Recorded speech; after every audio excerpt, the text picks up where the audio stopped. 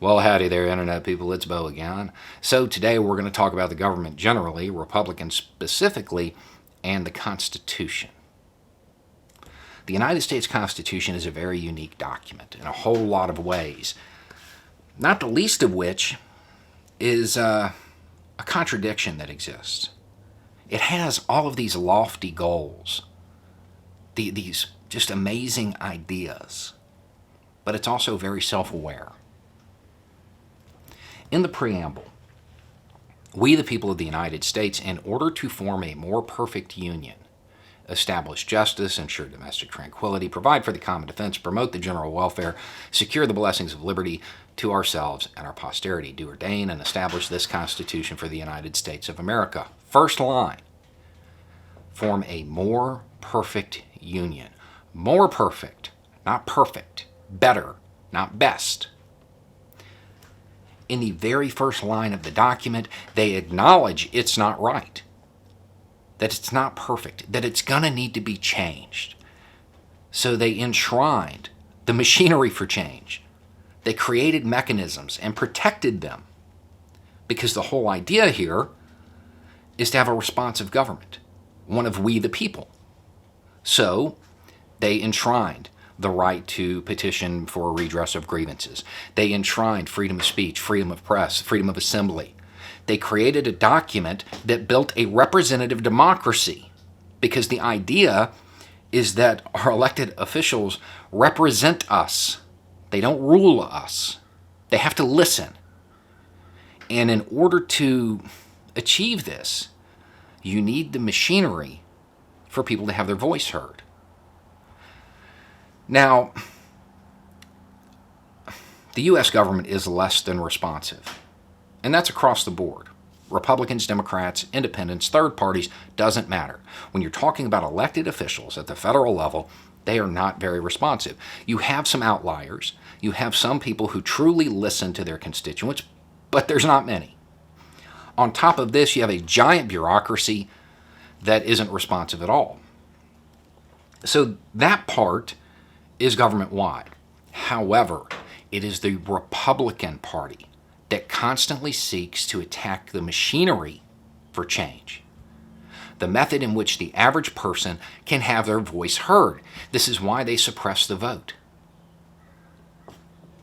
This is why they seek to criminalize assembly, speech. It's why they attack the media. Fake news. This is a method outlined by the founders so the government can hear the opinions of the people. And when it comes to petitioning for a redress of grievances, when it comes to the Republican Party, you are always doing it wrong. There's never a right way to do it. Take a knee during a song, nope, that's wrong, not going to listen to you. Stage an assembly, nope, that's wrong, not going to listen to you. Write something on social media, nope, that's wrong, not going to listen to you. They're undermining the machinery for change because they think they know better, because they have switched from representative to ruler. They attack that machinery so they don't have to listen to the people. And as they do that, they attack the very foundation of the United States, the Constitution. They attack that machinery for change. On the off chance that the people do actually get the attention of those in D.C., what does the Republican Party tend to do?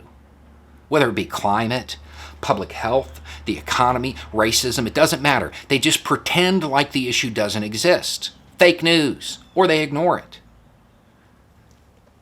Because they don't listen to we the people. And that's incredibly clear when they attempt to suppress the vote. They know they don't.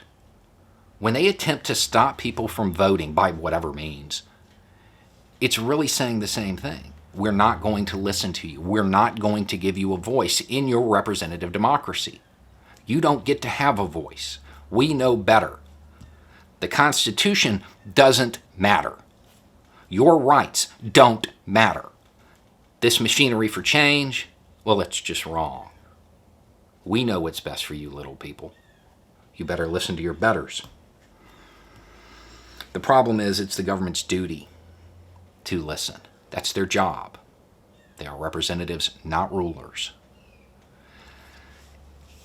If you were in elected office and you were the sort that the Republican Party paints themselves to be, the people who are always looking out for the little guy, friend of the working class and all of that, that's a popular thing right there.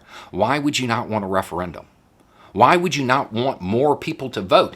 If the image, if the propaganda the Republican Party pushes is true, they should want everybody to vote. They should want mandatory voting, because it would show that they have consent of the governed.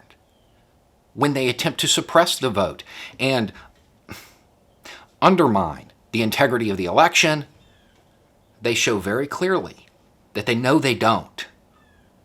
That their goal is to rule, not represent. That they have abandoned their duty and abandoned the Constitution. Rather than protecting the machinery for change and encouraging its use, which is their job, they're holding a lighter to the Constitution and attempting to undermine it at every opportunity. Anyway, it's just a thought. Y'all have a good day.